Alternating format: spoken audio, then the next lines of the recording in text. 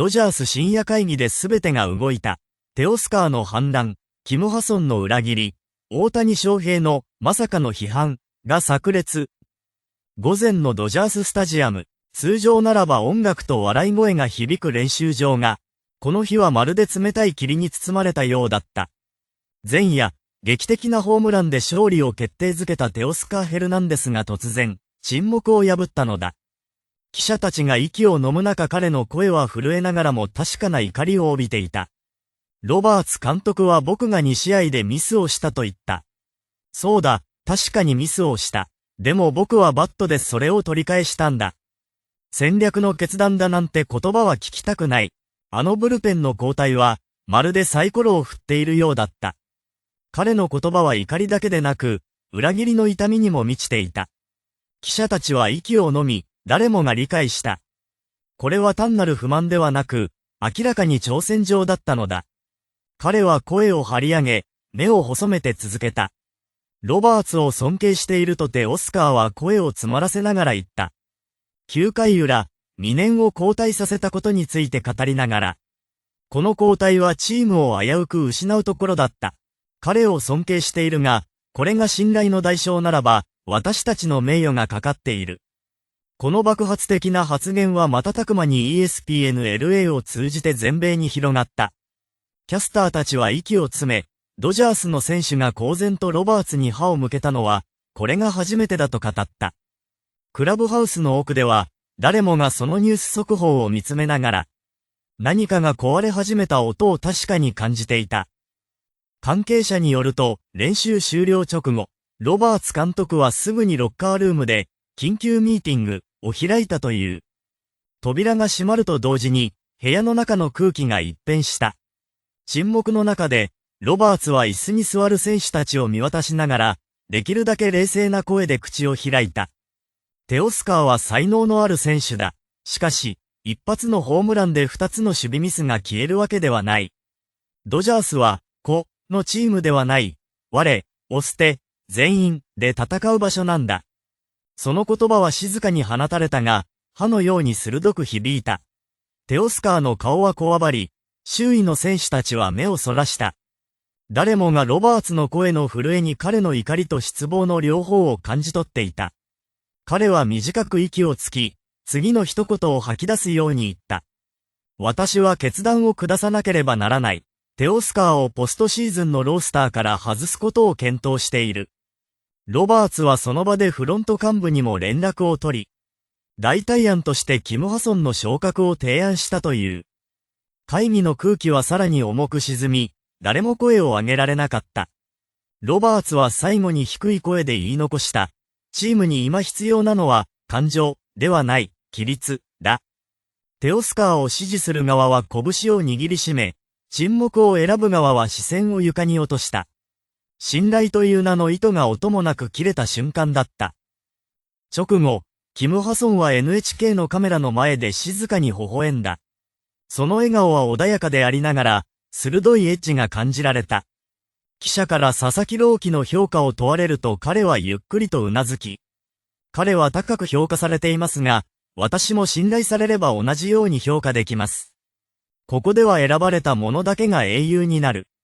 選ばれなかった者は、どんなに良いプレーをしても、ただの影に過ぎませんと答えた。言葉の終わりに彼は一瞬だけ口角を上げた。その微笑は皮肉でもあり、挑発でもあった。記者が続けてテオスカー・ヘルナンデスについて尋ねると、キムは目を細め、冷たく言い放った。彼は打った時だけ輝く。でも外せば何も残らない。僕は違う。その声には、自信と反骨、そして何よりも静かな敵意が混ざっていた。記者が慌てて質問を重ねる。テオスカーとの関係は？キムは微笑を浮かべ、まるで歯を研ぐような声で答えた。彼は打てた時だけ大声で語る。でも、打てなければ消える。僕は違う。打てなくても、僕は存在を証明する。そして最後に彼はほんの一瞬、カメラを見据えていった。もしこのチームが誰かを犠牲にして前に進むなら次に犠牲になるのは、僕じゃない。会見場の照明が落ち着いたその瞬間、誰もが息を潜める中、大谷翔平がゆっくりと立ち上がった。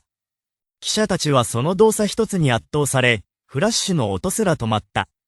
彼はロバーツ監督の正面に立ち、氷のような目でまっすぐに見据えた。声は低く、しかし一語一語が歯のように鋭かった。監督、あなたはテオスカーを外した。理由は、規律、だと言った。でも、僕にはそれが、恐れ、にしか見えない。彼はチームのために戦い、打って、守って、声を上げた。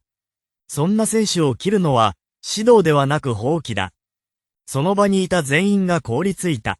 大谷が監督を名指しで批判するなど、誰も想像していなかった。ロバーツの顔から血の気が引き、空気が張り詰めたまま沈黙が続いた。大谷は一歩前に出て、さらに言葉を続けた。勝つために、規律を持つことは大事だ。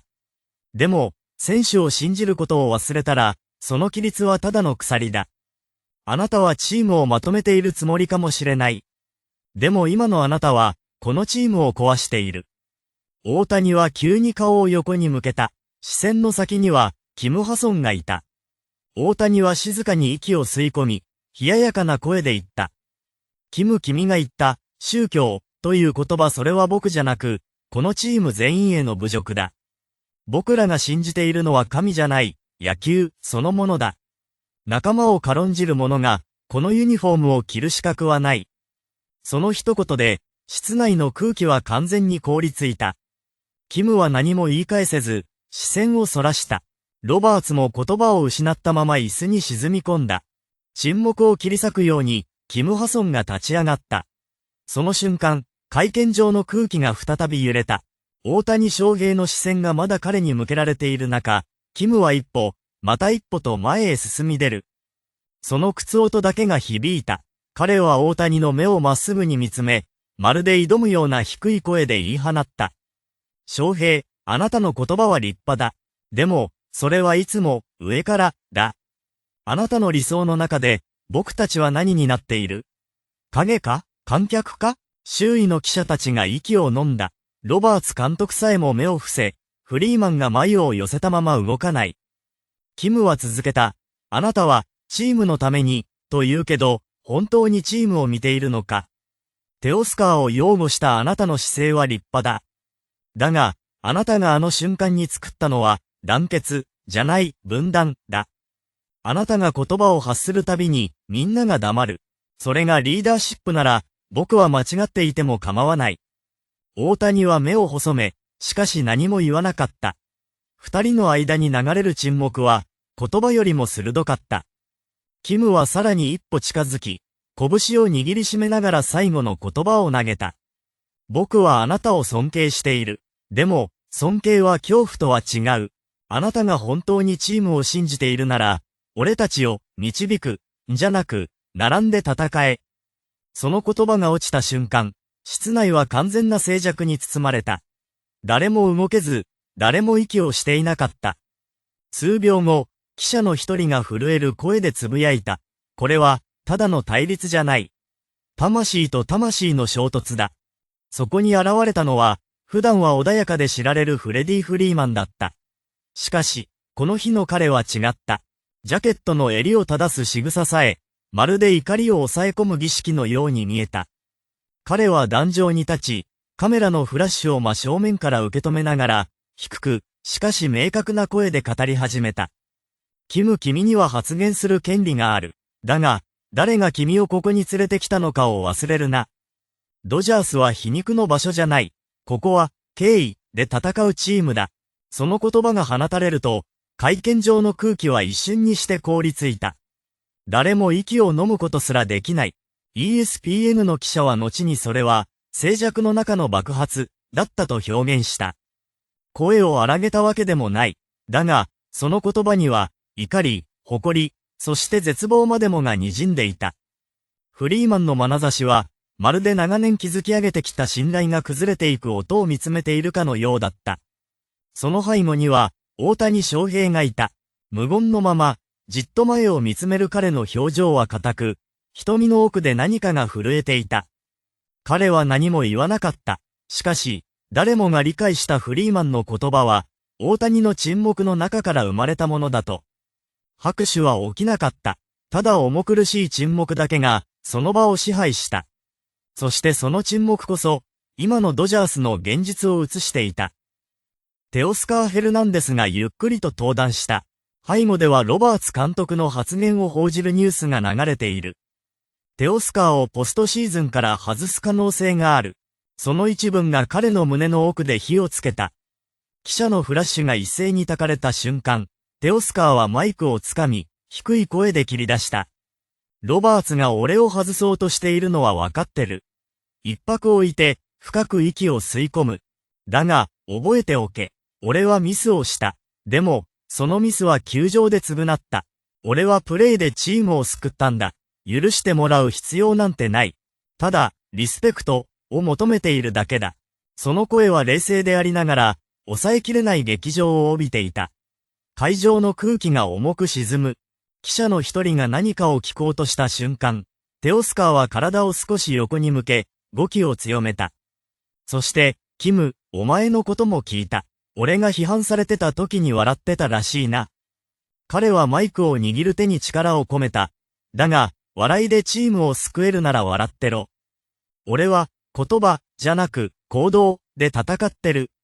スイングで、守備で、このチームのために立ってる。お前がどう思おうと関係ない。その瞬間、会場の空気が張り裂けた。誰も息をすることすらできなかった。通訳が慎重に言葉を英語に訳すたび、テオスカーの瞳は鋭く光を放った。